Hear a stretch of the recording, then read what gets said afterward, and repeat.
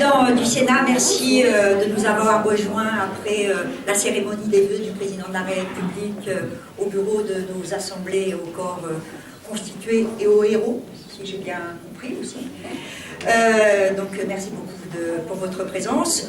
Monsieur l'ambassadeur de la mission de Palestine en France, Madame la représentante de l'ambassadeur de Cuba, Mesdames et Messieurs les députés, Mesdames et Messieurs les sénatrices et sénateurs, cher Pierre, secrétaire national du Parti communiste français, mais néanmoins sénateur de Paris, Monsieur le secrétaire général du Sénat, Monsieur le secrétaire général de la Questure, Mesdames et Messieurs les directeurs, Mesdames et Messieurs les collaboratrices et collaborateurs de groupes et de parlementaires, Mesdames et Messieurs les responsables associatifs et syndicats, Mesdames et Messieurs les journalistes, chers amis. Je vous remercie vivement d'avoir répondu ce soir à notre invitation pour cette cérémonie des vœux du groupe communiste, républicain, citoyen et écologiste.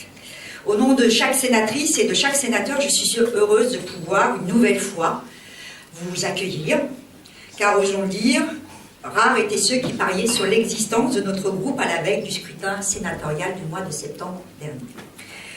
Nous avons toutes et tous mené de bonnes et belles campagnes dans un temps qui fut très court, mais dans ce temps, nous avons su rassembler dans un paysage politique dévasté. Notre groupe, dans celui d'hier, qu'ont présidé mes amis Hélène Luc et Nicole Borvo-Coenciat, que je salue, donc notre groupe, celui d'hier et d'aujourd'hui, forme et ont formé une belle équipe, grâce à l'engagement de chaque élu, mais aussi celui de chaque collaboratrice et de chaque collaborateur salarié du groupe ou de parlementaires, à qui j'adresse ce soir tous mes remerciements pour leur travail.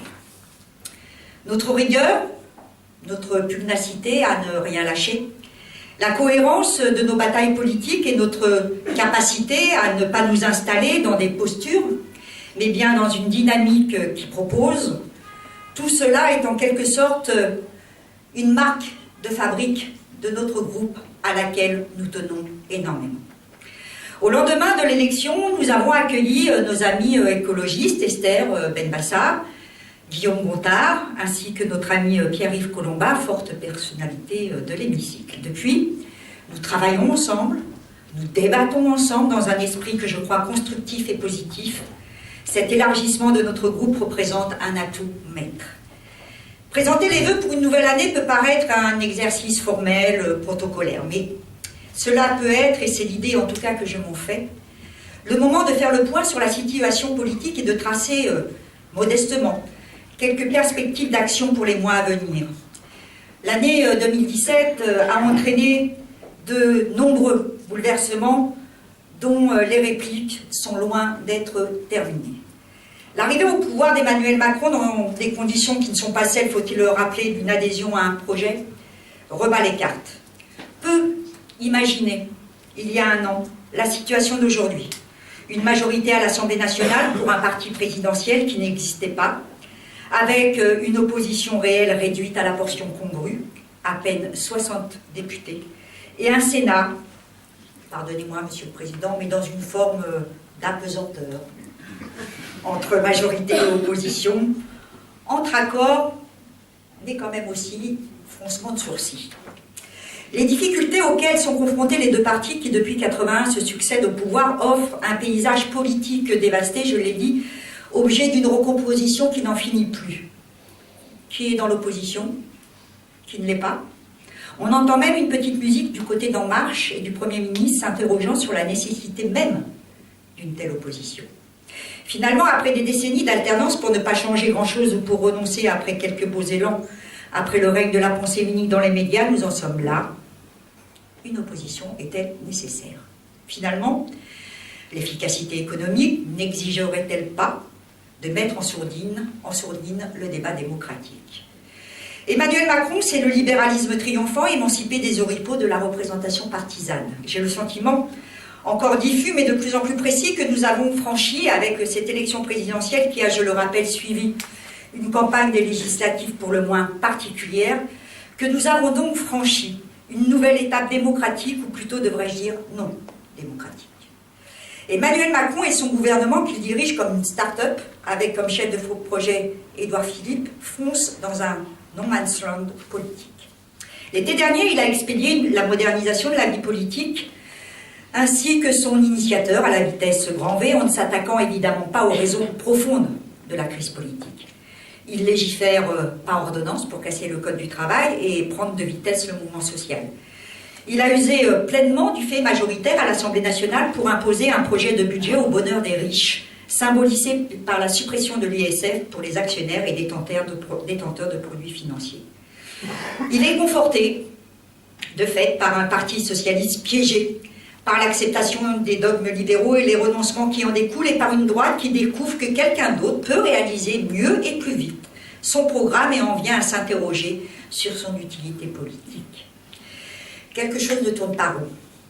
Un président qui aurait dû recevoir avec humilité sa charge, étant donné les conditions de son élection, se sent investi d'une mission que lui seul et ses partisans estiment avoir obtenu des élections. Cette mission, donc, il veut l'appliquer coûte que coûte avec le moins de débats possible. La méthode du gouvernement est la suivante. On annonce pêle-mêle de nombreuses réformes de premier plan, sans calendrier, afin d'asphyxier la réflexion, et bien entendu, toute forme de contradiction ou de résistance. L'annonce durant les fêtes de fin d'année d'un calendrier très chargé, réforme du logement, de la mobilité, de l'assurance chômage, de la formation professionnelle, de la justice, de la politique d'immigration et bien entendu d'une importante réforme constitutionnelle, cette annonce est symptomatique de cette démarche d'asphyxie. Le projet de loi sur l'enseignement supérieur, pourtant examiné par la seule Assemblée nationale, est d'ailleurs considéré comme adopté par le pouvoir. Emmanuel Macron ne se contente pas d'user d'une pratique institutionnelle, il entend profondément modifier les institutions pour les adapter à son objectif politique, l'efficacité au service de la mondialisation économique. La réforme des institutions, sur laquelle nous avons beaucoup travaillé, Monsieur le Président, grâce au groupe de travail que vous avez mis en place. La réforme des institutions annoncée au-delà des quelques sujets plus ou moins débattus et parfois rabâchés, s'attaque essentiellement au pouvoir du Parlement, à sa place dans la République, s'attaque au débat démocratique et donc à la démocratie. L'affichage démagogique de la réduction du nombre de parlementaires n'est pas à prendre à la légère. Moins de représentants, c'est moins de pluralisme, c'est moins de rapport avec le réel, avec les territoires. L'enjeu est lourd. C'est celui d'un basculement de nos institutions vers un régime hyper-présidentiel, car si le pouvoir exécutif se trouvera renforcé par l'affaiblissement du Parlement, aucun droit supplémentaire palpable, consistant, n'est envisagé en faveur des assemblées, à l'exception d'un renforcement d'un pouvoir de contrôle, mais bien évanescent. Emmanuel Macron envisage, semble-t-il, de pousser son mépris de la représentation démocratique à l'extrême, et qu'un référendum version article 11 de la Constitution pourrait être déclenché avec pour principale conséquence la mise à l'écart radical du Parlement. J'estime que la tentation du référendum sur une base teintée d'antiparlementarisme est dangereuse. Mais si elle devait être décidée, un temps important pour un vrai débat national comme en 2005 doit être accordé. Nos concitoyennes et nos concitoyens ont le droit d'avoir tous les éléments sur cette réforme et ont le droit d'en débattre sur le fond. Sinon, le risque serait grand qu'on en reste à une vision démagogique et populiste du sujet. Si l'on allait autrement, nous pourrions parler de coup de force démocratique et du retour au référendum plébiscitaire cher à Napoléon III. Les parlementaires de nos deux groupes, à l'Assemblée nationale et ici au Sénat, entendent prendre toute leur part à ce grand débat. Ils organisent en ce sens, le 5 mars prochain, au Sénat, un colloque intitulé « Face à la crise démocratique, quelle révolution constitutionnelle ?» D'importantes contributions ont déjà été annoncées de Dominique Rousseau, Roland Gary, Bastien François et Frédéric Dabi. Des représentants des formations de gauche sont invités pour réfléchir ensemble au projet véritablement révolutionnaire qu'il faut mettre en place pour redonner la parole aux citoyens, leur rendre le pouvoir face à ce diktat libéral qui s'impose progressivement. Notre attitude dans ce débat institutionnel n'est pas conservatrice, bien au contraire. Nous sommes pour remettre en cause l'actuelle domination présidentielle. Nous proposons de généraliser la proportionnelle. Nous voulons réformer en profondeur le Sénat. Nous voulons confier un véritable pouvoir d'initiative et de contrôle aux citoyens. Mais en aucun cas, nous n'accepterons le basculement vers un régime de fait autocratique. Ce débat institutionnel ne peut être coupé de la vie des gens, de leurs préoccupations. Le débat sur la sélection à l'université, j'y reviens, montre bien le lien entre institutions et réalité sociale. Le gouvernement a voulu aller vite, plus vite que la musique, en mettant en œuvre une loi que le Sénat n'a même pas examinée, qui n'a pas été promulguée. C'est l'exemple type de la méthode Macron. Au nom d'un intérêt supérieur, on brûle les étapes du débat démocratique. Mon groupe tient à rappeler à l'ordre institutionnel le gouvernement, en déposant avec d'autres, des associations de lycéens, voire d'étudiants, le SNESUP. Nous déposerons donc cette semaine, demain ou jeudi, un recours en référé suspension contre l'arrêté du 19 janvier qui organise Parcoursup. C'est un acte fort de résistance et d'alerte. Nous le mettons à la disposition du mouvement qui s'organise, à commencer par la journée d'action du 1er février. Emmanuel Macron choisit son timing et ses sujets. Certains le dérangent. L'hôpital public va mal, très mal. L'accès aux soins de nos concitoyens s'en trouve extrêmement fragilisé.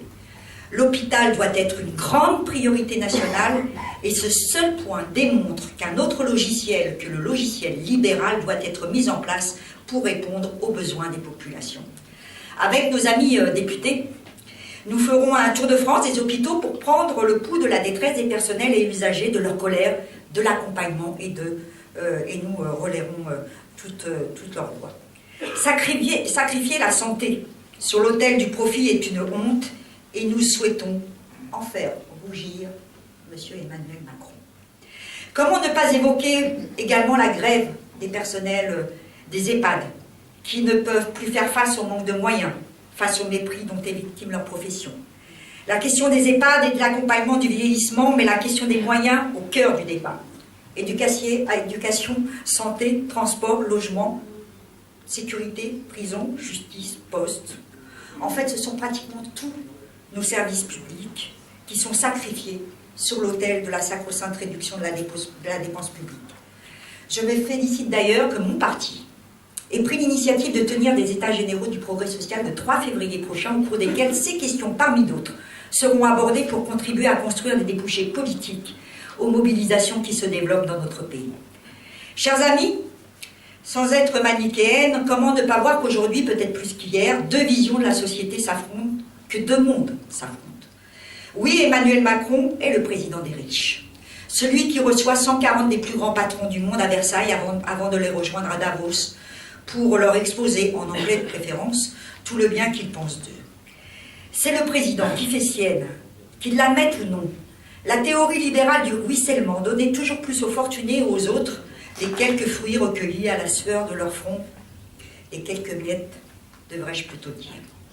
Face à ces partisans d'un monde où, comme le rappelait l'organisation Oxfam, 82% des richesses appartiennent aux 1% des plus riches et où 42 personnes détiennent autant que les 3,7 milliards les plus pauvres, nombreux sont ceux, et nous en sommes, qui rappellent que c'est d'abord l'humain qui doit être au centre d'une nouvelle politique. C'est vrai en matière des droits économiques et sociaux, droit à l'emploi, au logement, à la santé, à l'éducation et à la culture, mais aussi en matière des droits de l'homme. L'attitude d'Emmanuel Macron et de son ministre Gérard Collomb à l'égard des migrants est exécrable. La loi du marché est aussi implacable. Ce qui n'est pas rentable doit être humilié, méprisé, expulsé, caché, se noyer, que je ne saurais voir, pourrait déclarer ces personnes sans scrupules. L'incapacité de ce nouveau pouvoir à respecter ce principe essentiel qu'est le droit d'asile, à écarter de son champ toute casse économique ou écologique, est symptomatique d'une forme d'angoisse, de rétrécissement de nos valeurs autour de l'une d'entre elles, une seule, celle de l'argent roi. Notre groupe a entamé avec vigueur cette année 2018 en inscrivant dès le 16 janvier à l'ordre du jour du Sénat le débat sur les transports en Île-de-France. Le matin, nous avons distribué 35 000 tracts dans plusieurs gares de la région parisienne pour informer directement les usagers de notre action parlementaire. Là aussi, c'est une question de dignité, c'est une question de droit. Ces millions de travailleuses et de travailleurs ne supportent plus d'être transportés comme du bétail. La colère monte sur ce terrain comme sur tant d'autres que je ne peux évoquer faute de temps. Le 7 mars prochain, nous mettons en débat une proposition de résolution déjà adoptée à l'Assemblée nationale pour une conférence internationale sur l'évasion fiscale, la COP fiscale. Les richesses créées par les salariés dans notre pays doivent servir au développement de celui-ci et ne pas fructifier dans tel ou tel paradis fiscal au profit des spéculateurs. Nous inscrivons également le 7 mars la proposition de loi de notre ami André Chassaigne relative aux retraites agricoles et qui a été également adoptée à l'Assemblée nationale. Notre groupe, comme nous avons l'habitude de le dire, porte une voix différente au Sénat. Nous sommes le seul groupe d'opposition à la politique d'Emmanuel Macron et nous le confirmons chaque jour. Malgré notre faible effectif, nous ne désertons aucun débat et tentons, comme je l'ai indiqué, de faire le lien entre le terrain et l'hémicycle. Et le terrain est vaste. Car si nous portons la voix de nos concitoyennes et de nos concitoyens, nous portons aussi celle de tous ces peuples qui souffrent dans le monde. De la guerre, de la misère, des effets du réchauffement climatique, de celles et ceux réduits à l'esclavage, de celles et ceux qui subissent des dominations, de celles et ceux qui sont privés de liberté, car épris de liberté pour leur pays. Notre fonctionnement collectif, les échanges permanents entre nous, permettent de mettre en place cette résistance et surtout de construire des propositions qui seules permettront une alternative de progrès. Cette année 2018, 50 ans après une année qui marqua l'histoire du mouvement social, s'annonce rude et peut-être décisive pour porter un coup d'arrêt à la déferlante libérale incarnée par Emmanuel Macron. Il faudra de l'énergie et du courage, mais nous en avons, pour répondre ainsi à l'attente de toutes celles et ceux qui ont peu, de tous ceux qui n'ont rien. J'ai bon espoir car de nombreux signes montrent que des salariés aux étudiants, en passant par les retraités, beaucoup relèvent la tête en ce début d'année, dont les femmes, qui sont de ces combats, mais qui aussi n'acceptent plus d'être humiliées, harcelées, malmenées. Je fais mienne cette citation d'une jeune poète et psychologue. « Continue de te battre, même si c'est difficile.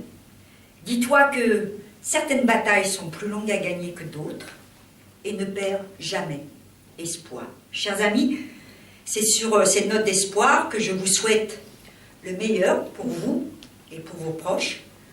Je vous souhaite une bonne année de débat, une bonne année d'action, et que l'humain, la démocratie et la paix soient le cœur de nos combats. Je vous remercie.